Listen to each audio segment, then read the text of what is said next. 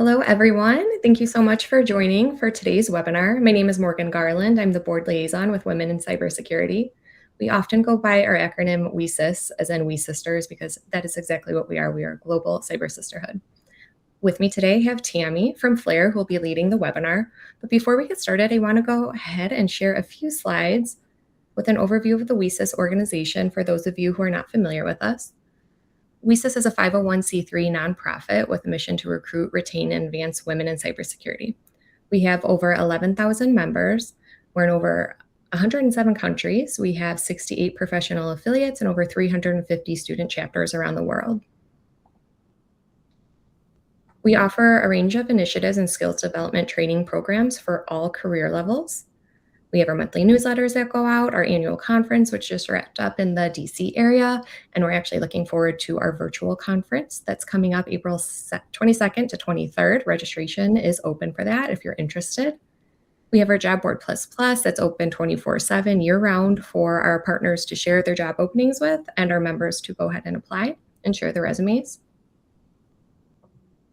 Our Executive Leaders Network we have open ongoing too, which I wanted to point out because applications are open right now at the senior level if anybody's looking for opportunity there. And here's an overview too of some other public, some of these, the webinars are public facing, but then these early mid-career, senior career are benefits available to WiCyS members only. Here are some of the ones that we have open. Our ISC2 Spring Camp just opened registration today. So if you're interested in applying or joining any of these initiatives, you can go ahead and learn more about them on our program page at WiCyS.org. We owe all of our wonderful initiatives to our strategic partners, our tier one partners being Akamai, Amazon, Bloomberg, Cisco, Ford, Google, Lockheed Martin, Palo Alto Networks, and SentinelOne. And please ask questions throughout the session today. We have time reserved at the end for Q&A. You should see a little box on your screen where you can drop your questions in throughout, and we will get to those at the end. And if you haven't done so already, subscribe to the WiCyS newsletter. Stay up to date on all of our upcoming events, initiatives, and programs at WiCyS.org. And with that, I will turn it over to Tammy to go ahead and get us started. Thank you, Tammy. Thank you. All right, everyone. So I'm from I'm from Flare. I'm a senior threat intelligence researcher, and I'm very, very excited to be here to talk to you about the human in the AI world, and specifically like looking at skills that you cannot really replace and the human skills that are needed in cybersecurity. So maybe this is your first time seeing one of my talks or one of my webinars, but I like to incorporate a lot of mixed media into my talks. So I'll just give you a quick little background on me. And that is my QR code for my LinkedIn if you want to have a talk there afterwards. But I'm a cat mom. I love photography. And I'm a huge astronomy nerd. I love techno. I love running. In the summer, I play badminton. I also play tennis as well.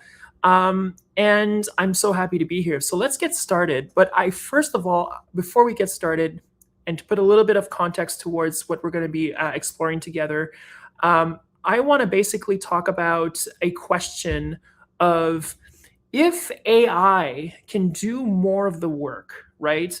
What still belongs to us? And that's going to be one of the questions as well that we're going to be looking at and answering throughout this webinar together. But I want to take a second and look at a short video. I put this together, and this was like more of a little piece that I want to meditate on, because essentially what happens was that this whole promise of AI simplifying our lives, and these companies like OpenAI and like all these like big AI companies like Anthropic, Grok,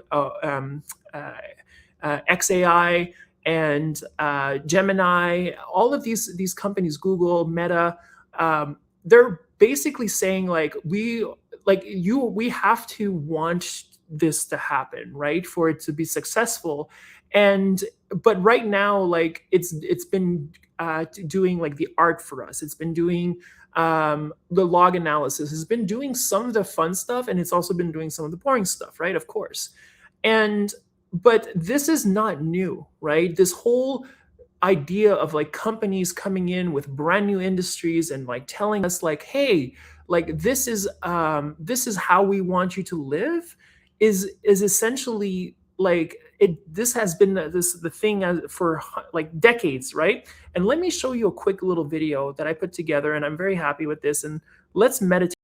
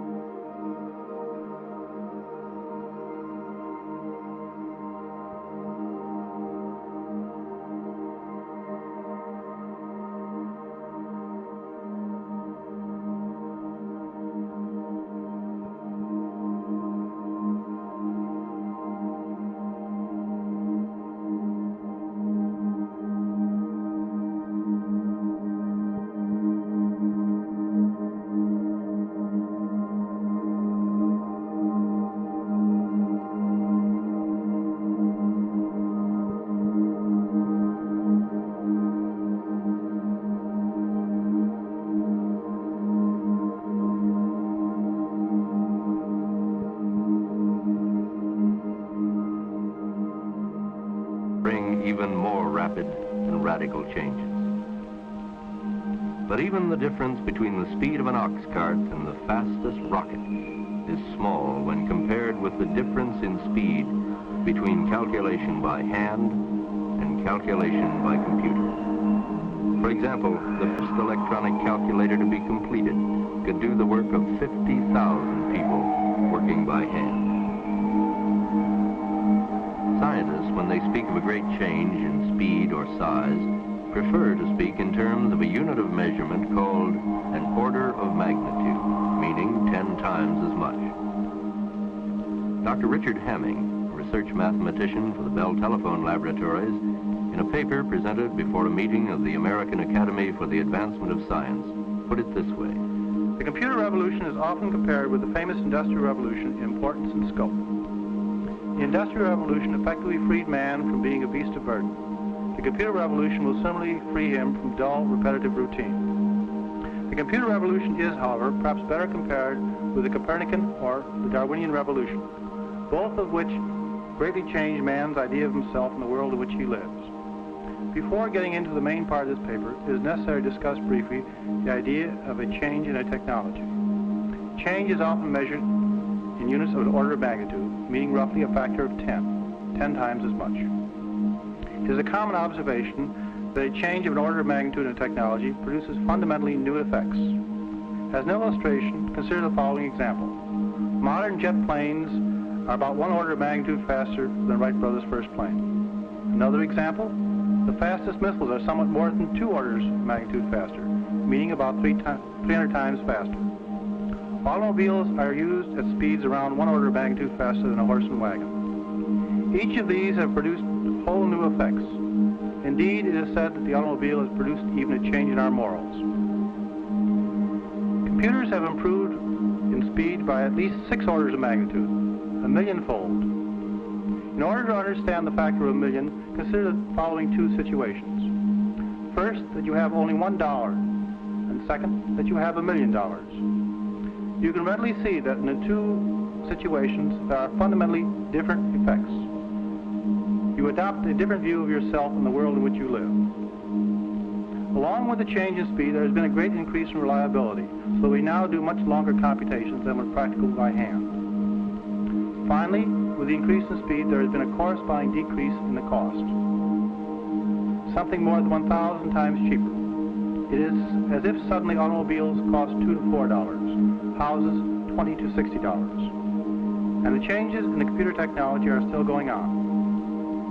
These then are the... We hardly need to be reminded that we live in a world that is becoming more complicated and more crammed with information every day.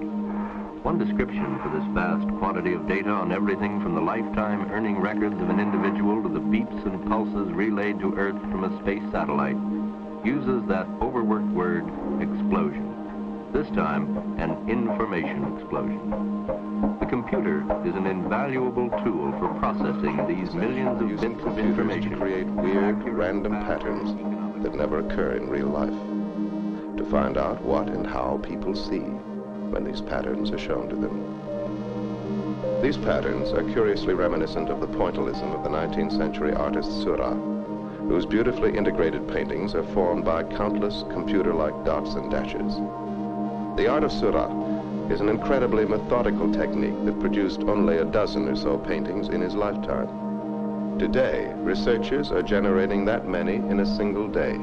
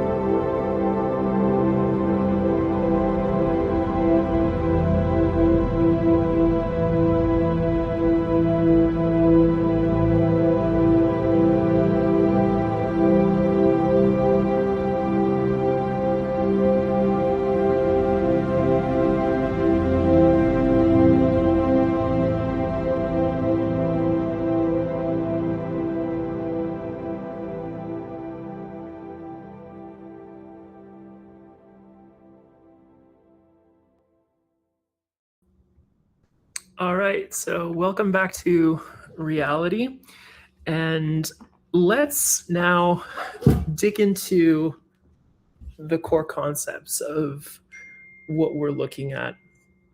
So when AI is coming out, and the idea that automation has been something that has like the promise of not working but benefiting from like a society that works has been the dream of modern day civilization, right? It's like looking at the industrial revolution, looking at all of the different types of like capital systems around are all meant to drive innovation to that can essentially like sustain a social net or a social um, a fabric that essentially allows us to thrive.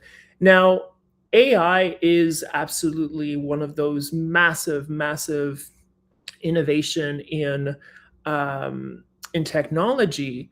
Like, and if you look at, for example, like OpenAI, they've been around since like 2015. They've started off as a company that was nonprofit with the goal and the promise of like doing artificial intelligence safely and researching artificial intelligence safely, and essentially with understanding of the risks and everything, because the whole race right now for artificial intelligence is to hit that human the same level of human intellect, the same level of human intelligence. And a lot of these companies are racing to do that. And not even just companies, like countries are also pouring a lot of money into this with like backing and funds and securities. But at the same time, it's like, do we really understand what that means, right? Do we like, we're basically emulating a human to essentially do what we do, right? And we want that, but at the same time, we don't necessarily want that. And it's as much of a technological question as it is a ethical question. And so when I'm looking at the reality of these things, and I put that into more of a scope of security and then a scope of cybersecurity, I look at how do these, like, when the whole thing about cybersecurity, right, is trust. And that is the biggest factor of cybersecurity. And the one of my biggest factors of cybersecurity is trust. And even if you have an artificial intelligence that is the equivalent of a human, right, that can automate and do things exponentially faster than a single person can or a team of people can, like how would that essentially be, like how can you trust that, right? Do you trust the humans that tell you that the artificial intelligence is better, or like that can do that? Like who do you trust? And then it becomes a big question of like, to trust an AI, you have to trust the humans that trust the AI. And so you can never really fully replace humans from this equation, especially in the model of when you're building AI and you're selling it and you're trying to incorporate it into the fabric of society as we are. These companies are spending billions of dollars trying to infuse and enmesh a codependency on AI so that we become as, it's essentially like trying to create like another iPhone revolution, where the smartphone, where like you cannot, essentially you can barely live and function in a modern civilization, in a modern society, in a Western modern society without a cell phone, right? Like it's incredibly difficult. And so like basically running with something like that is the idea is, if you can basically create this trust and you have enmeshed companies into this, and then you can generate enough profits that you can basically pay for your infrastructure to run this, because everything right now is fueled by debt. But right now, like what we're looking at is this whole new world of basically that is going to be completely vulnerable to new attacks, and it's going to start to outrun us essentially. So like if you think about it, like once they've AI is fully enmeshed, and because it thinks like a black box, which is that the term is essentially like we sort of understand how neural networks work, but we don't necessarily understand how they think, right? And how AI works is still a bit of a mystery. So what we try to do is, even though it's like a statistical probability, probability, a mathematical algorithm, but we're still trying to figure out like how do these systems think.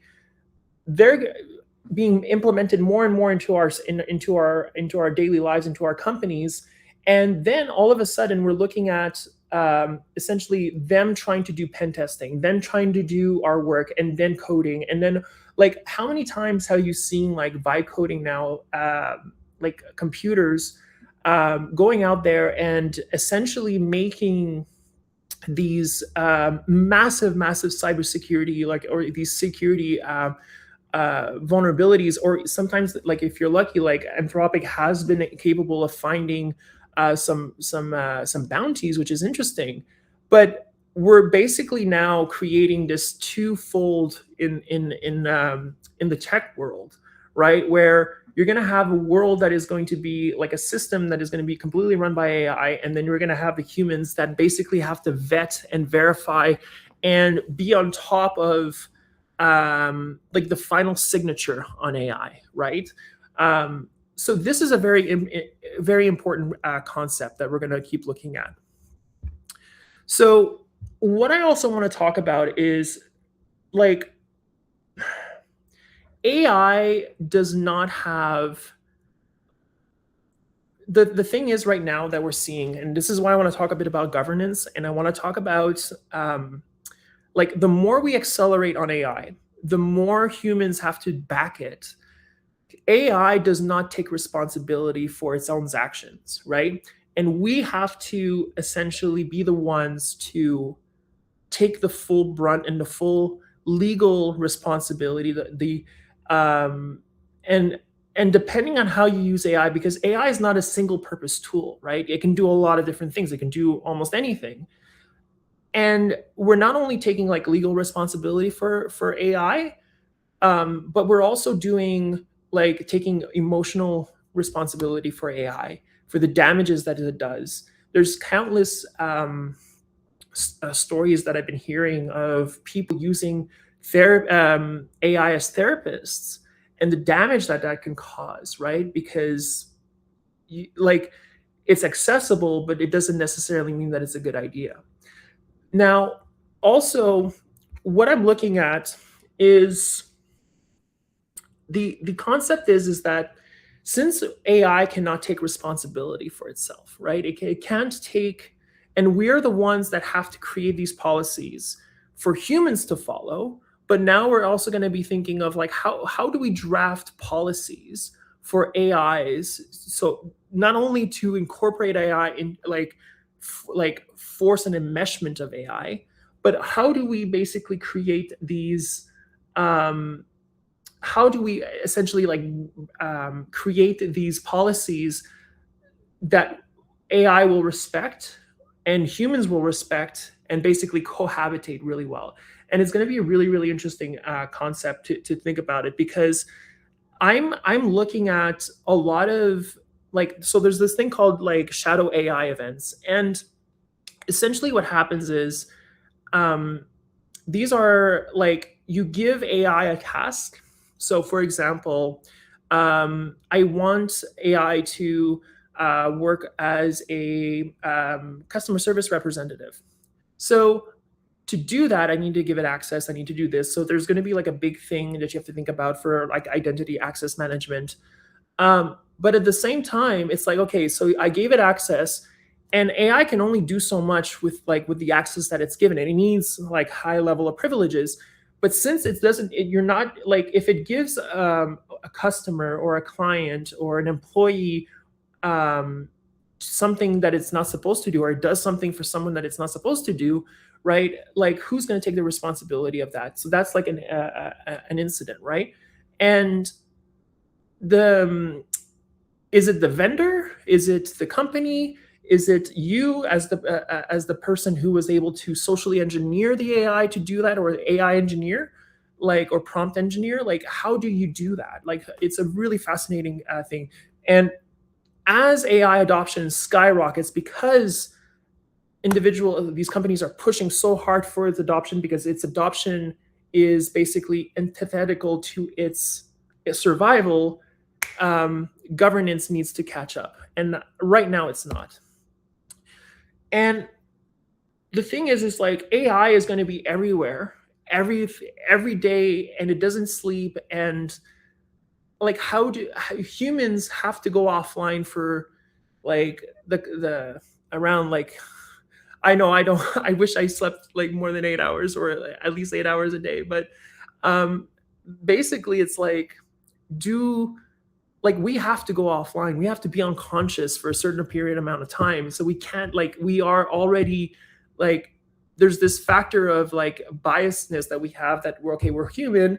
So we have to we have that superiority over AI, but only for the fact that it's like, okay, so now that AI is doing its work, like, it's working for us, hopefully. I really want to understand. So we are right now, so NIST has this fantastic, if you don't know about NIST, NIST is essentially this national, basically this information sharing, and this like standards for pretty much anything. Like, everything out there has like a standard, what a gram, what a kilogram is, what a unit of measurement, with what does peanut butter taste like, or what is proper, like, all of these things have standards, and NIST is the one basically creating these standards. And they've basically been putting a lot of thought into, like, what does this fabric of AI, artificial intelligence, and how is that going to work, and how are the securities going to work, and how are we going to essentially not figuratively blow ourselves up with AI. And I highly encourage you to take a look at that information, because it's going to show up into a lot of places where we're looking at essentially, like, how are we going to draft these policies, and then how are we going to move forward.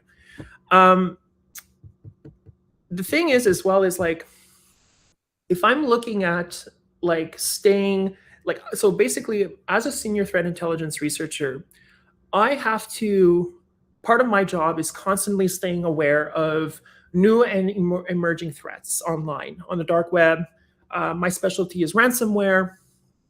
And I have to constantly be looking and talking and engaging with individuals on the researcher side, on the good guy side, and on the bad guy side, to find out what are people seeing. I'm sourcing a lot of information. I'm handling a lot of information.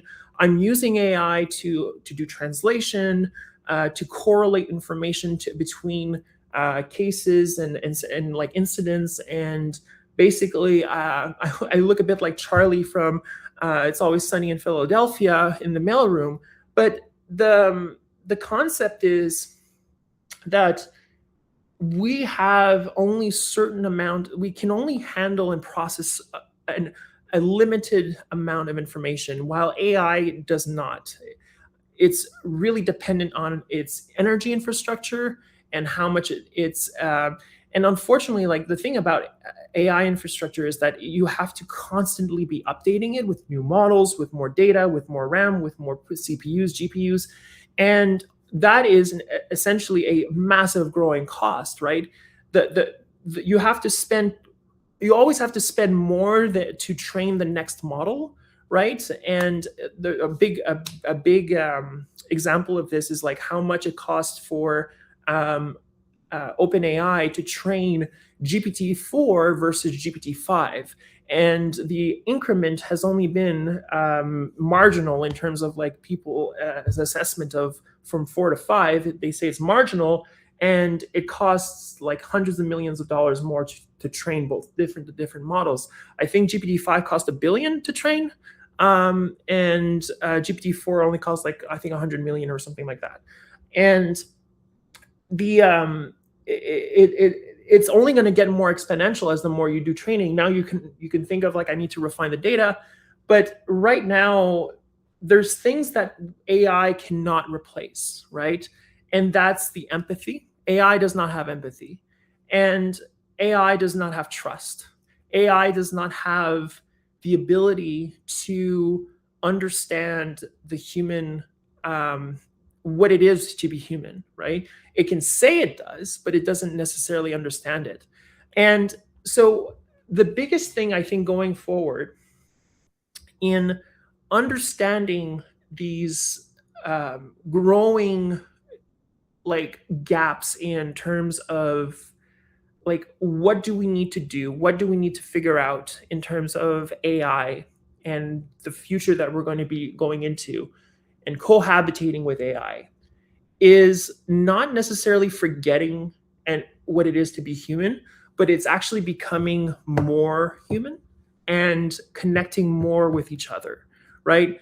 And so yes, we're going to have AI at work, we're going to have AI in our lives, but I think this is going to be a great opportunity, a counter lifestyle, or just a counter revolution of, or a counter mindset of building communities, right? And building more human to human interactions, and appreciating the human a lot more, where we can see that like there's also there's this like when we talk about AI, we call it slop, right? And we call it there's this meme of like calling like AI like bots and stuff like that online, and it's like those are not necessarily like appealing terms for AI. It doesn't necessarily make AI feel good, but at the same time, it's like it reinforces that humanness in